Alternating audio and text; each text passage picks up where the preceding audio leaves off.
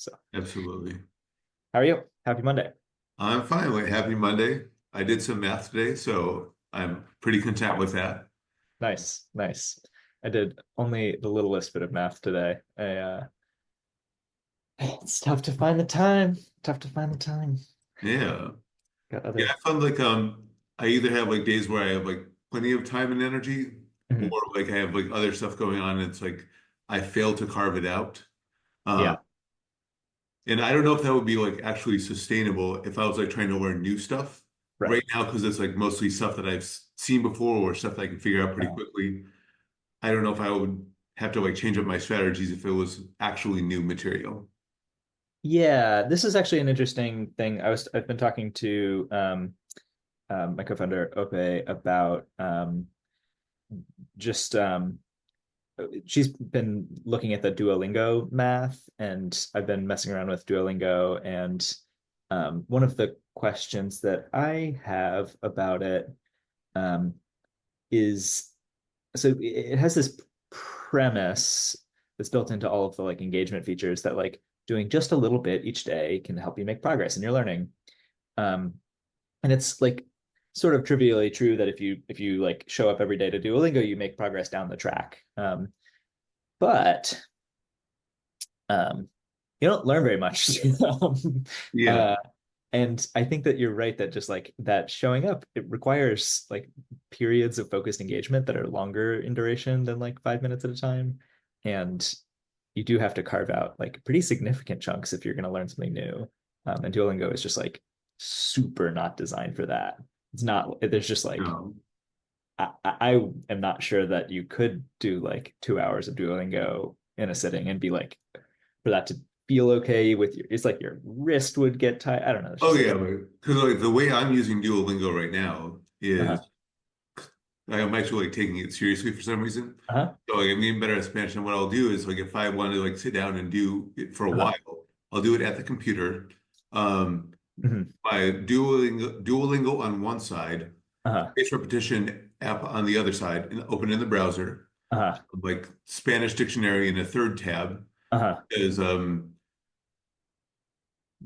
but and then also an important thing there is if you were just like going down the list of like all the mhm. assignments, at least for like you and me, we Yeah. would probably get pretty frustrated and bored after a while. So what Mm, I do with each section, with the way that it's set up right now, uh-huh, I'll do like the first circle, which is like uh-huh, 6 lessons, uh-huh. and then I'll go try to test into the next block. Right. And at least like in this current range, I'm like getting there with because like I'm getting there like within the 5 hearts of like Mhm. requirements. And then I'll go back to do like any sort of stories or also like the review circles of like Uh-huh, things that they're like trying to help you touch up on. I right. like go back and do those. Uh-huh. But I don't think you need to, if you do like, the 6 lessons already of whatever they're trying to teach in this section, you Yeah. don't need to do 24 more lessons of the same exact thing. Yeah. Yeah, I think it's I've been trying to figure out what it is that makes something interesting. It's like what is it that Duolingo would have to do to like actually hold my attention? Um, and it's like I think it what your strategy is there touches on something that's like more deeply true about a lot of these different like learning progressions that people try to design is that the like level of challenge needs to be appropriate to the learner, and you're like sort of going out of the designed path in order to like create that for yourself where Yeah. it's like, well, I'm gonna make it harder so that it's appropriate for me. I'm not gonna just follow the little rigid pathway that Yeah. they have. And thankfully they have the ability to skip like that. Um, but it needs to be hard enough to be interesting. Um, Otherwise, it's like it is boring. It makes you disengage. Yeah. Yeah. Like there's like lots of discussions like here like whether you're doing it in the classroom like with who you're having to assign it to, but at least Mhm. for me personally, I don't need the sort of like interestingness anymore. Like I don't need somebody to like, oh, Hmm. change this First Amendment class to be more about sports or whatever. Whereas like Sure. by now, like I'm used to like, hey, if I like want to get more fit, I'm like used to going to the gym every day. I've had I like played music instruments in the past. Like I'm used to doing space repetitions. I'm like sort of a huge nerd about all this Uh-huh. stuff. So like Right. I'm just sort of like if I actually care about this stuff, I'm going to sit down and like make progress. Yeah, I guess it gets at some to me it's like there's like this classic ham-handed version of interestingness, which is like Nikki Case calls it, and I think a couple other people have like hit on this term of chocolate covered broccoli, which is like, oh, well, we'll just make the word problem about the subject that people are interested in, and Yeah. it's always so fake and transparently like it's just like it's really not Yeah. uh, real. Um, there are it's like it's a simulacrum of like something that is real that's like very cool, which is like if there's something that you care about and the thing that you need people to learn really is the thing that's necessary in order to do that thing, Yeah. like it's actually really great. We did a contest, I remember in eighth grade. Our chemistry teacher, I guess it was called physical science, not chemistry, but Yeah. um, had like a potato cannon, and we Uh-huh. did the stoichiometry in order to try to win our like tournament of like prediction of like how far we thought the thing was going to go. And so you had to like really do some chemistry, some physics to like try to see, how far is this gonna go. And it was like, Yeah. okay, that really does involve the skills. It's like you want to know this, Yeah. you gotta do the chemistry. Um, but if you don't care about how far the ball is going to go, it's like, yeah, okay, you're not going to do that. Or if you pretend to have, little cannon problems that don't involve like a real cannon that you're going to shoot, Yeah. like, it feels very artificial. Yeah. Um, so like thinking about like chocolate covered broccoli for a second, Mhm. something that like comes into my mind is I wonder how much of that would be like less necessary if Mhm. schools or like education were better at like teaching prereqs, because Mhm. I would imagine that like for some fraction of the kids, their math textbook is not going to be interesting because they open it up and they don't have enough mastery of the prereqs to like Mhm. necessarily tackle a word problem. And I'm sure like that is like creating some bad feelings on some levels. Yeah, I think that's a really interesting idea. Like things can be boring for a bunch of different reasons. It could be that like the you can't see the end goal and it just feels disconnected, or it could feel like it's too easy, like you already know how to do this thing. It's like it sort of feels trivial, or I think as you're suggesting with this like lacking of prereqs, it's too hard. You like just like can't Yeah. mentally grasp the concepts. It feels boring because you just like can't engage with it on like the level that it's presented. I think that like all of those seem like, I don't know, at least in my experience, very very real reasons that something could be Yeah. boring. Yeah. um, Yeah. Um, but it sounds like you've got some experience in your life that leads you to have either a predisposition or a trained muscle of like being able to do the rote exercise necessary to like build a long-term like build towards a long-term goal. So, sometimes, let's put it out. Like it's a lot easier with things like, learning a language or learning a math, where Uh-huh. there's at least a path that you're on. Uh-huh. Um, I would say like I'm very bad at it in other situations, like applying for jobs, like managing my career. I am very bad at that. Um, Uh-huh. just because like for me, like it's very frustrating. I'm sure it is for many people, but like Mhm. the whole thing, like, sending resumes, like sending applications out into the ether, Mhm. going on networking calls, it's a very slow process and it doesn't feel like you're actually doing anything. I'm Mhm. very bad at that. So who knows what that says about both of those problems? Okay, but trying to sort of pick it apart, it's like that ability to have discipline and like show up repeatedly to something that doesn't even have like an immediate reward or like immediate results. That's something that can be independent from that like um uh showing up for something that has that reward eventually, hopefully. And maybe the difference between something like music or math or the gym and like applying to jobs is that there's no sense of progression Yeah, um, along the way.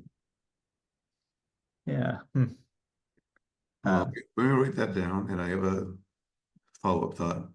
yeah.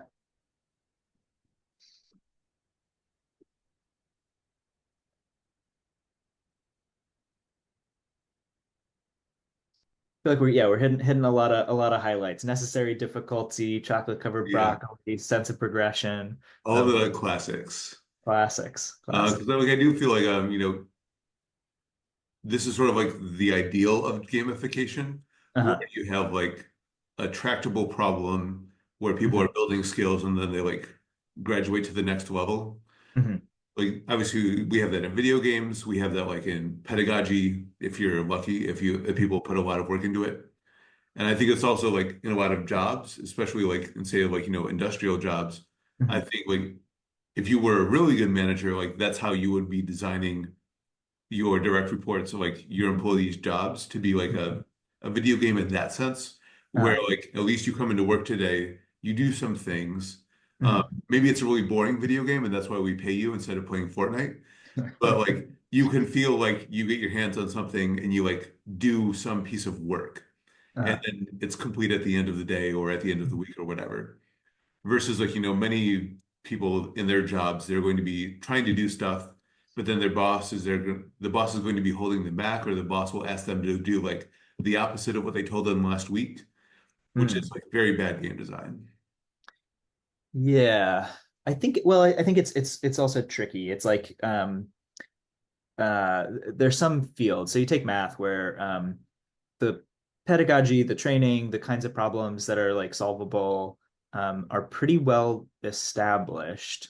And there are a bunch of like textbooks that you can just like go through and make progress. Whereas like um, in a lot of jobs, like the reason that it's a job that's there to be done is because that like mapping of skills is much less uh, it's like much less like well mapped.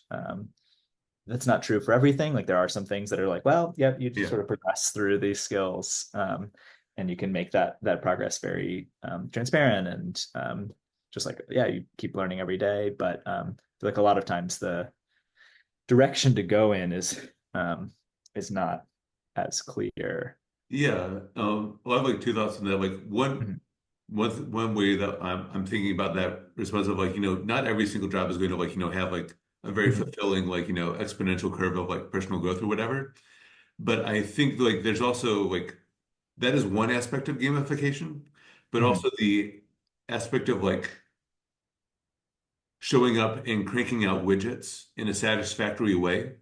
Mhm. That's a different aspect of gamification, regardless of whether like you're going to be like, being promoted up the Mhm. ladder. Um, Sort of like, Yeah. like going out and like like if you're a golfer, like going out and practicing putting. Um, Uh-huh. that's like rewarding on like some level, like click plop, you're actually doing something. And in many jobs, like you, um, maybe not all jobs, but like if you're a waiter, you're like feeding Mhm. people, you're like turning tables, you're Mhm. getting something done over the course of the day, even Mhm. if you're not going to make $1 million a year as a waiter later on. Right. Um, yeah, no, I think it's sort of an interesting idea. And I'm willing to dig in further if you would like. Oh yeah, So like, where does your mind go yeah. there? Just sort of trying to dig deeper into the different kinds of games and the different kinds of gamification that we can sort of Yeah. analogize. So there's games where there is that like very clear skill progression. Think of sort of classically like the first like level of Mario as like, wow, you see all of these different kinds of things, that learn the different kinds of things that you can do. Where I think of Portal as like a particularly like well designed Hmm. like you get like several hours of like incremental skill development that you build on as you go through that game. Um, and then there's other games where they are much more grindy. And I feel like there's a couple of different types. There are some that are somewhat mindlessly grindy, where Yeah. I think about a lot of RPGs where it's like, well, there's plenty of skills, and it's not like you necessarily max out at the skill ceiling, but you're no longer like really learning skills after some Yeah. number of hours of gameplay. you are accomplishing a lot of objectives. Like you have lots of visible results, and your Yeah, character could change, and like quote unquote gain new skills, but you as a player are like really not getting any yeah, better. Um, um, and that kind of grinding, yeah, people can really find a lot of joy in that, I guess, despite it mostly being sort of figuring out different like configurations or routes through the game space. yeah. Hmm. Or like there are some people, who like they play Rocket League, but they're very bad at it. They're just like always in the bottom tier. Uh-huh. They've been playing it for multiple years, but they just enjoy playing Rocket League so much that they don't mind that they're like not getting quote unquote better. Yeah, so that's sort of an interesting one, because I feel like there are some games that are sort of suited to like trying to be good. Um, in general, like what makes something a game is like, well, there's sort of that sense, like it's got some objective or it's like always hard to draw the boundaries around something, but even like the crossword, it's like, well, yeah, you're trying to do it faster, you're trying Yeah. to achieve. And so it is to me, it's a little confusing sometimes when people are like persistently very bad. Um, I get capping out and saying like, okay, I've reached how good I want to get. Um, but then to continue to spend a lot of time on, I don't know. Oh, Yeah, what that is like something that like I don't know how to put into words yet. There's like the rewards, the psychological rewards of like playing a game, of feeling like you mhm, have finished something, like you played a game of FIFA or a game of Madden. mhm. Um, that's separate from like the innate skills progression versus Yeah. like the XP count going up inside the Mhm. game. Those are like Right. three different things. Yeah. Hmm. Okay, so just to try to restate, we've got this breakdown of gamification into a few different components. Um, One is this like progress tracking and just like showing you feedback about like how far you've come. This is like present in almost every game, but it's just like showing you results is like one sort Yeah. of version of gamification. Um, Another is uh, yeah, I'm trying Yeah, to and articulate. Go ahead. like we're probably just like reinventing stuff that Yeah. if anybody's watching this, they're probably like screaming at us. But Uh-huh. like I think of that sort of like as XP progress, like Uh-huh. it's like the amount of time that you spend on the game. Mhm. And I don't know the exact mathematical formulas, but it's like Mhm. first level is like 10 minutes, second level is 15 minutes, like World of Warcraft or like Uh-huh. apparently like Candy Crush apparently like has these exact same curves where like gets difficult like an RPG gets difficult. Mhm. There's not really like the skill set. There's like XP progression, that's one thing. There's skill progression where it's like actually getting better at the game. Like if you Mhm. play FIFA online, you can be like in different tiers. You can get promoted to the next tier of online players. And another aspect of gamification for me is like the probably intrinsic rewards of playing the game. Does that make any sense? Yeah, I mean, it's like we're missing one of the other things, and or we're dancing around it maybe, which is like it's fun to do it. Oh, It's like okay. Um, the like whether it's adrenaline or something that's like, oh yeah, Fun is it's like probably a fun to much do better way Rocket of League putting even if that. you're not making any progression, it's still fun to play.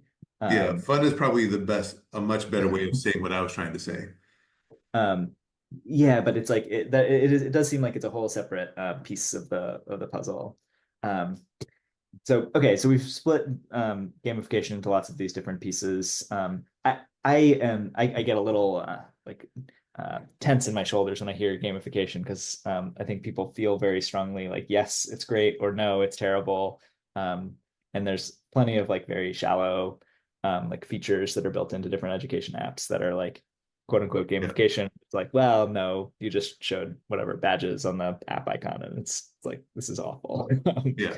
Um, Something I wanted to like ask you, like going back, mhm. you you made the, I don't know if you meant it this way, but you said a statement a while back, so something like you can make progress just by like, reading textbooks and doing like the assignments at the end of the chapter. So Hmm. my questions is then why don't we feel the same like fun or like all those three different things? Like why Uh-huh. don't we feel some combination of that when we go through a textbook versus when we go through like Duolingo or Math Academy or like Fortnite, we do feel the positive aspects of gamification. Because like, theoretically you could say like, hey, the page number that you're on, the chapter number that you're on, the number is going up. Why aren't you having fun? And that's sort of like, Huh. intentionally idiotic question. No, I think it's actually a really good one, and it speaks to like a lot of individual difference in experience, where like some people really enjoy textbooks and like Okay, do like okay, make it through page by page, and then like they're done, and it's like, oh yeah, it felt great to go through that textbook.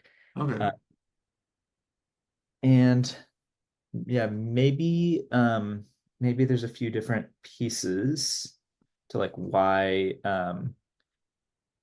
things like have found successful niches along the spectrum from like maybe call it a spectrum from like um textbook through Math Academy and Duolingo Yeah, to Rocket League or Mario Kart or something. yeah. um, um One thing that immediately jumps to mind is that like if I go to Duolingo or Math Academy, I can like trust with like a high level of certainty that like mhm, everything in there is like more or less a prerequisite for a later thing. But at least in my memory of going through textbooks, they won't assign all of the different problems. mhm, And then also, especially the farther you get into the textbook, mhm, most classes will like, I don't remember what the exact point is, but most classes will like not even deal with some fraction of the second half mhm, of the chapters. Like they'll save it for like the more advanced classes or if the class is going really fast this year. So there mhm. is a decent amount of stuff in a traditional textbook that like you don't have to do.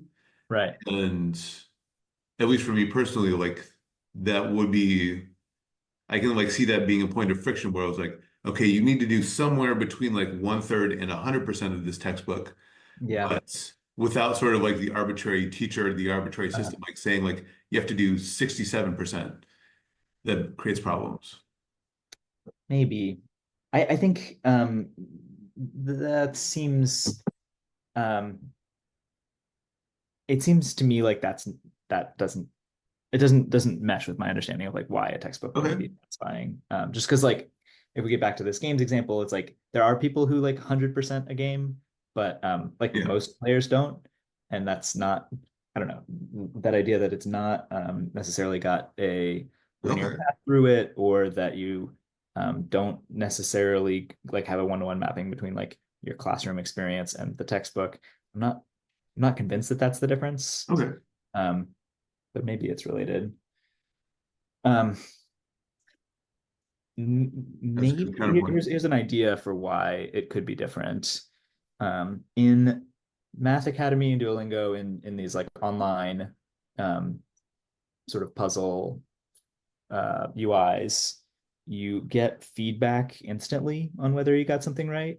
Um, Whereas Yeah. with a textbook, um, you do the problem and you might know whether or not you get it right, but you don't get the little green check mark. Hmm. Um, what do you think of that as a hypothesis for what like results in that difference? Oh, let me think about that for 2 more seconds.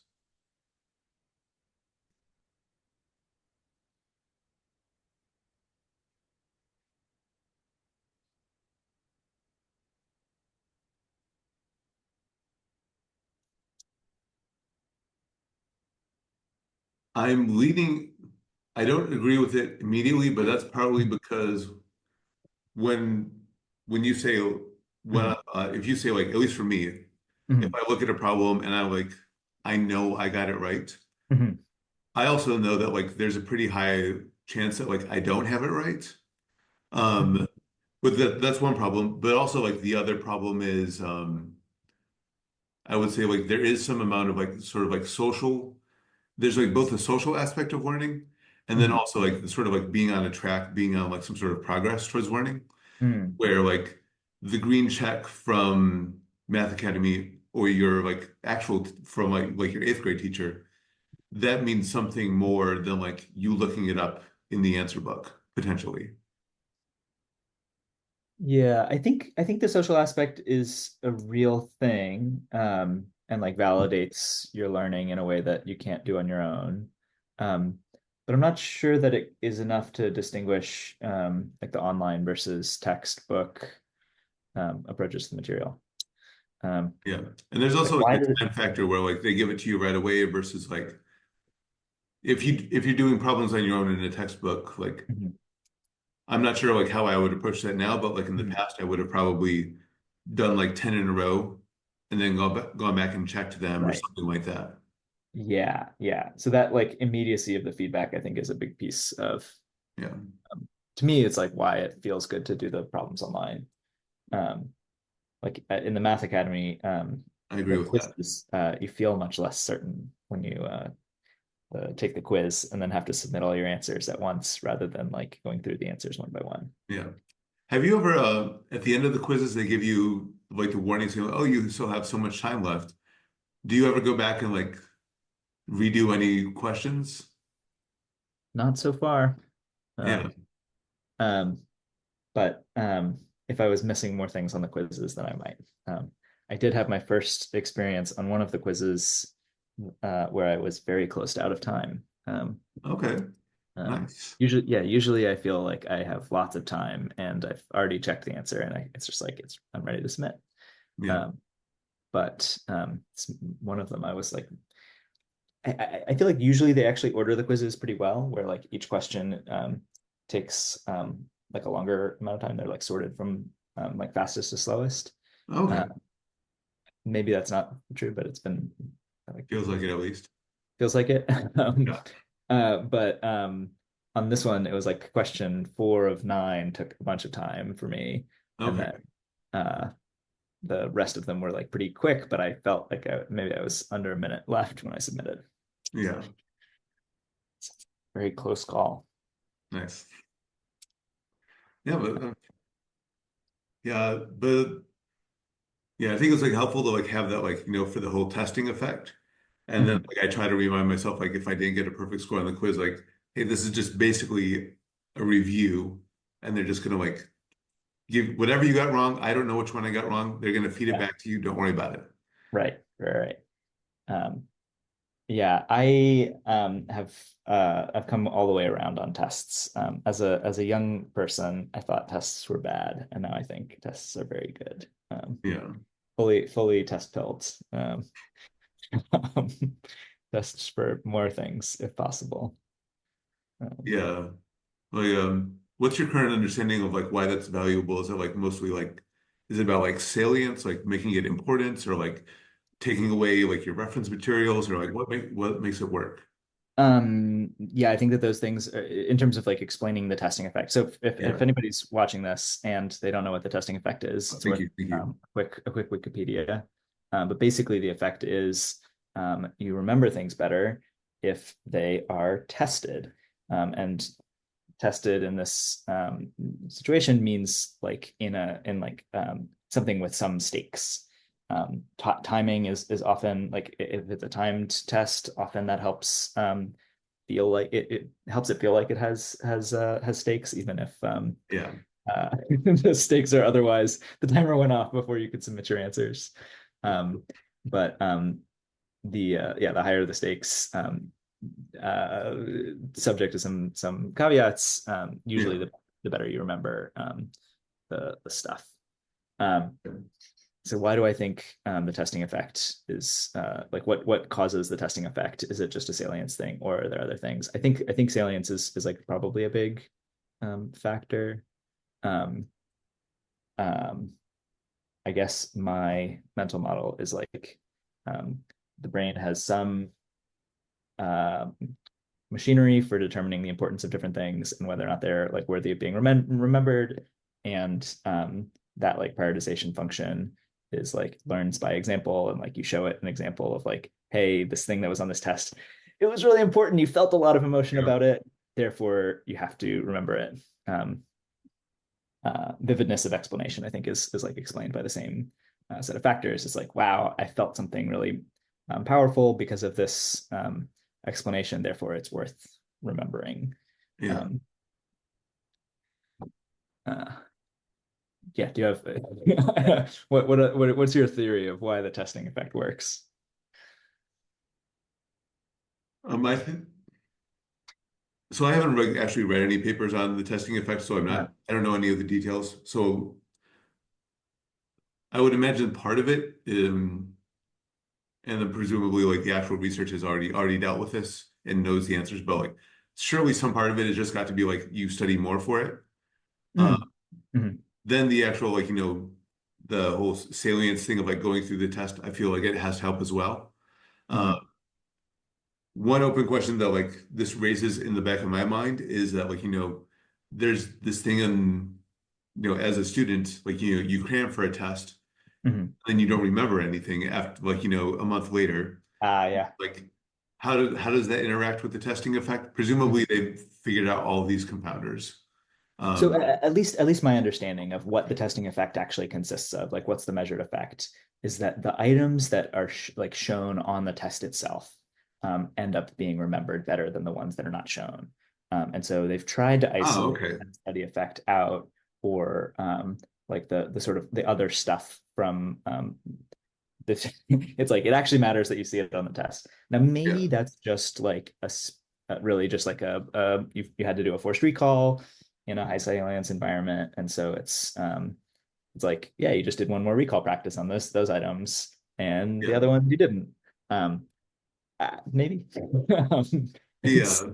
it's really it's pretty tough to like actually tell how big that effect is if you isolate all those other factors away. Yeah. Um, Then so like two things that are like popping up in my mind, well, like so like number mm, one is like I'm wondering like I'm sure like Duolingo wouldn't want to do this, but uh, it would be fun if they had like a daily test. uh, Like I'm sure like this might be something that they tried to do with like their matching games or something like that, uh, because those matching games do have a timer, mhm, but like the vocab choices like are very easy. So it might be useful for me to like if there was like a harder version of that.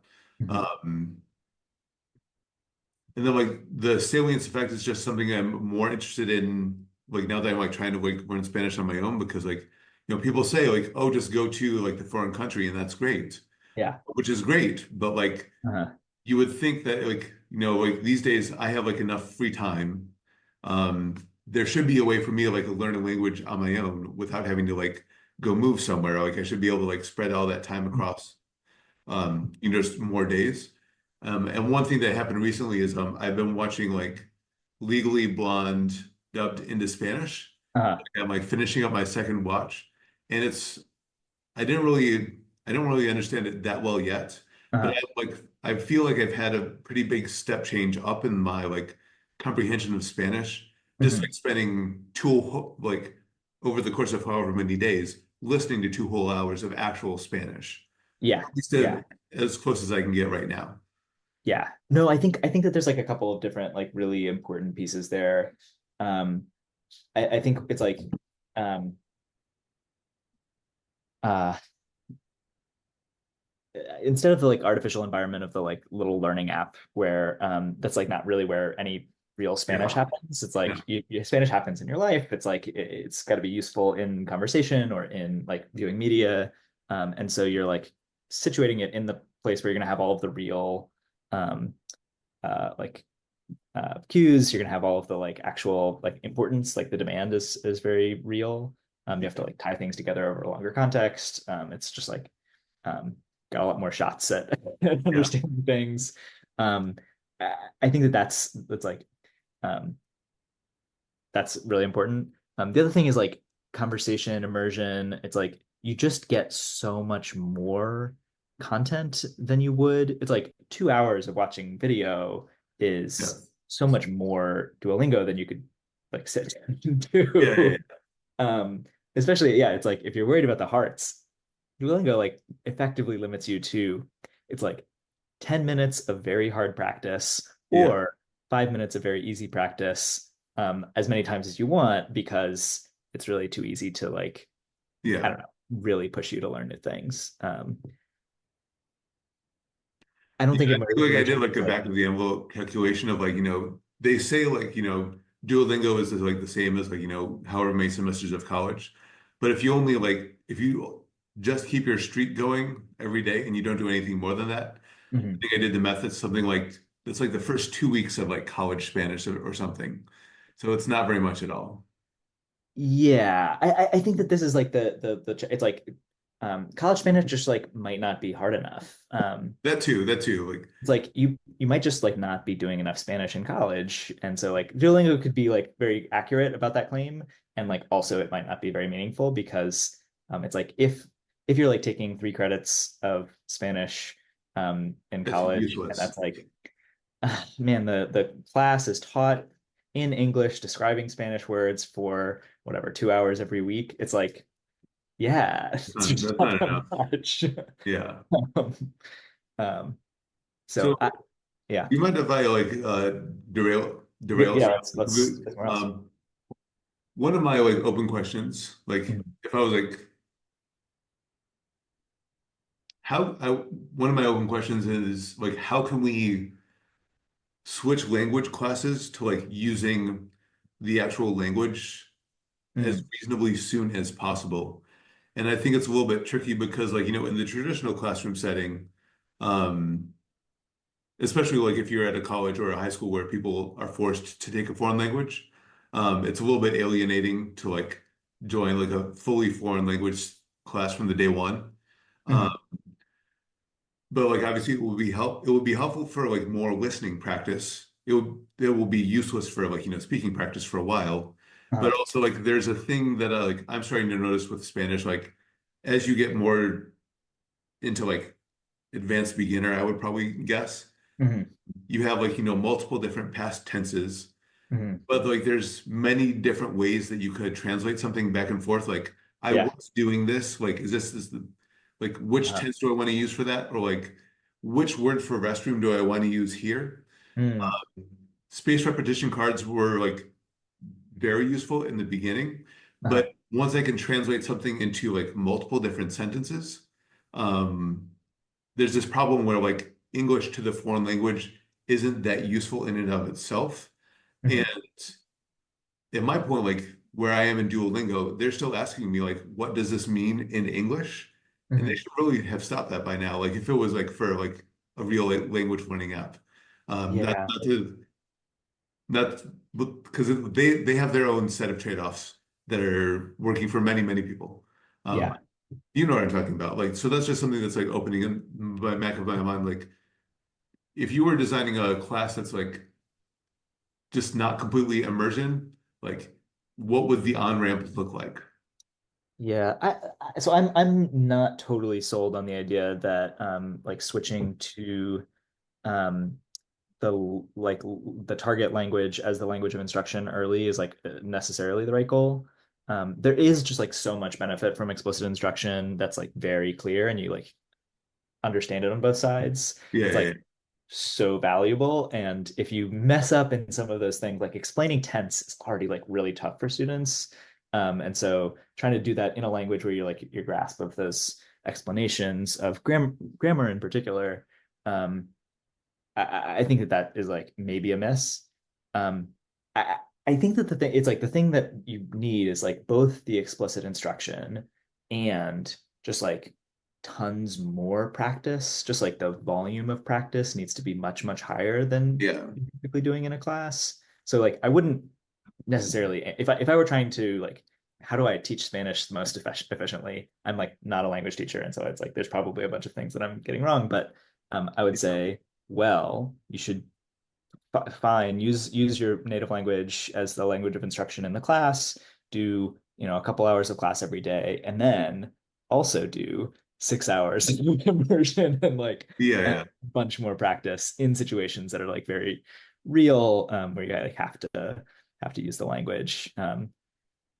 There's probably other things where the technology can be very helpful. Like if you get into a situation where you're like confused about some new word, like looking it up right in context is really, really helpful.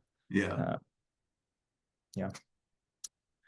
Um, anyway, that's my like quick 2 cents, and Okay. very much very likely missing things because I haven't taught language, so not sure. Yeah, something that I was like thinking about as like one potential approach to like square that circle is like Mhm, if I wanted to like start creating my own series of YouTube videos on like how mhm, to learn Spanish as an English language speaker, mhm, you could theoretically explain all these topics. You could have like the first explanation in Spanish, no mhm, subtitles, second explanation Spanish with subtitles, mhm. and then the third explanation like in like full English. So that you like sort of have this transition from full speaking comprehension necessary to like you only need to understand English. Yeah, And one of the that is like also another way where like people can then like sort of like modulate it to their current level of comfort. Where yeah, like if somebody's completely a beginner, they can watch it all the way through. And then if somebody thinks they're an expert, they can like only listen to the first Spanish only, audio only version. yeah, yeah. I think that seems like a reasonable thing. It's like if you look at there's a lot of different apps that have tried that sort of like multiple presentation thing. I've seen like really neat ones where they like interpolate a piece of text between like a like explain it like in five and like a sort of Oh very yeah, like yeah, yeah. sounding explanation. And I think even like the Duolingo gets this pretty right, where they have their little stories and they say, oh, you can just listen to the story and then answer questions about it. Or if you need to like tap for some vocab words, it can like assist you in that sort of scaffolding kind of way. To me, it's like the critique of the Duolingo is that like everything about it is trying to get you to spend like somewhere between like 3 and 10 minutes a day on Spanish or like whatever the thing is that you're learning, and like 3 to 10 minutes a day like just isn't the volume that you need. Um, Yeah. so that's like that's where the weakness is. It's just like it's just not enough time. Yeah. Um, Yeah, like that reminds me of like a very short Twitter conversation that I had yesterday. Like we were saying, like, oh, uh, what's wrong with all of these ed tech apps? uh, Why are none of them great? And like one thing I do think is fun about ed tech is that like all of us are running around like saying like, why haven't these apps worked yet? When the uh, market is just clearly telling us we do not want these at all. So like we're the only industry that can like be completely shot down by our consumers, and then us saying like, no, it's the consumers who are wrong. I find that entertaining. And clearly, I'm not changing them. I still agree with you. I would like something better than Duolingo, but just like giving me my daily dose of humility for that. yeah.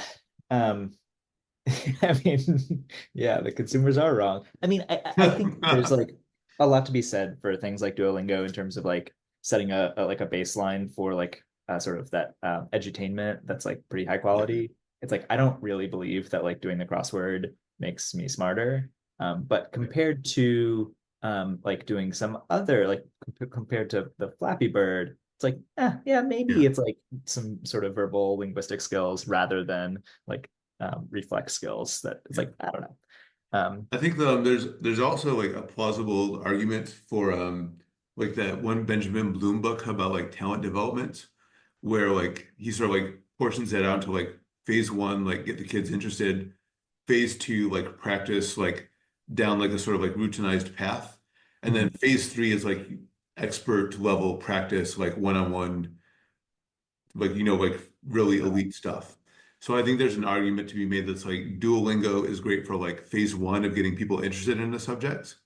Like build a vocabulary of like whatever the first 1,000 yeah. words. Um, it's not enough to get to stage two or three, but like it does something. Um, yeah, I mean, I think it's like there's certainly something happening. I mean, it's $1 billion company. They have a bunch of people who use it every day. So it's like there's something happening out there. Yeah, yeah, yeah. I guess my critique is like the there are a bunch of people who like will do Duolingo for a year and not feel like they've made that much progress. And I think that Yeah. I think the the reason, expectation setting is a challenge. yeah, it's like I mean I don't know. I think that there's a bunch of stuff that they're trying to get you to pay for Super or Duolingo or whatever. And Yeah. until you do that, it's not a very good learning experience. It like punishes you for mistakes. It doesn't explain what's really going on. It's like there's a bunch of things that's like, well, they Well, could. it doesn't explain what's going on ever, just because that's the way that they have it like set up. Like they found like this is the best way to get people. They introduce grammatical concepts. Maybe they'll explain it later on, probably not. But Just when you get like something figure it out over wrong, time. they have the ability to show you what you did wrong, and they hide that under the paywall, which to me is like, come on, man, you guys are supposed to be Oh, they do? teachers. Yeah. Oh, Um, they I didn't explain know that. my why my answer is wrong is often like under a paywall. Not like you got it wrong, but Is it like is it like their AI explanation or like a standard explanation? um, I think it might be their AI stuff is all paywalled. Yeah, yeah. There's an explain it to me button that I've seen brings up the like try the trial for super. I Um, believe, I don't know if this is true, but I believe that's like they're even more, it's like $40 a month. It's like their AI uh, version. uh, Because right now I'm paying for like the infinite hearts, and uh, they beyond, yeah, I don't think they have like any sort of explanation about what you get wrong. They give you the right answer, but they uh, don't explain like, okay, here is a grammatical thing that you got wrong. You sort of have to parse that out yourself. I see. Yeah, I think that the level of explanation might depend on exactly what the thing is. You can snapshot and throw it into Claude, so like Yeah, yeah, screenshot yeah. your app. So it's not impossible to get explanations for things. Yeah. Um, to me, I mean, it's like I'm filled with hate and spite, and so I am like very vocal about criticizing of all these things, and it's not justified. Like Duolingo is awesome; they're doing a cool thing. A lot of people learn a lot. Yeah, Um, yeah. so it's like if you're just looking for like, have they done something good? It's like yes, they're laudable for that. I think that they also have like a ton of things in the curriculum pathing in the UI that are like they're really they're it's quite good. Um, and that the like big criticism is that like a lot of the design is just around engagement and that's it's like that's why they're $1 billion company. It's Yeah, yeah. Like they because they've got to got a pay the bunch of bills people who they can somehow. show ads to, which Yeah. or who end up paying them, which is it's like that's fine. It's like Yeah. Candy Crush is big. I think Duolingo over Zynga. Um, so uh, Yeah. Do you know, like, uh, happen to know off the top of your head, like, approximate market cap of like the Candy Crush company or anything like that?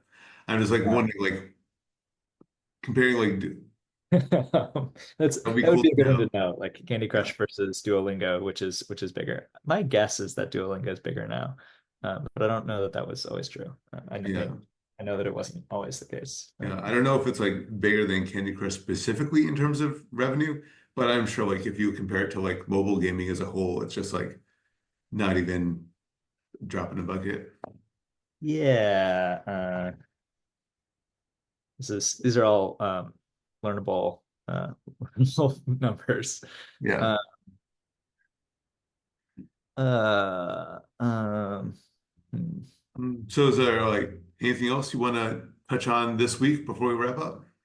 um, we don't have to talk about it today. We can come back to it, but I do want to return to this like question of like why are we motivated to learn math? Whether that's like a identity thing or whether we've got some other external goal that we're trying to use the math to accomplish. I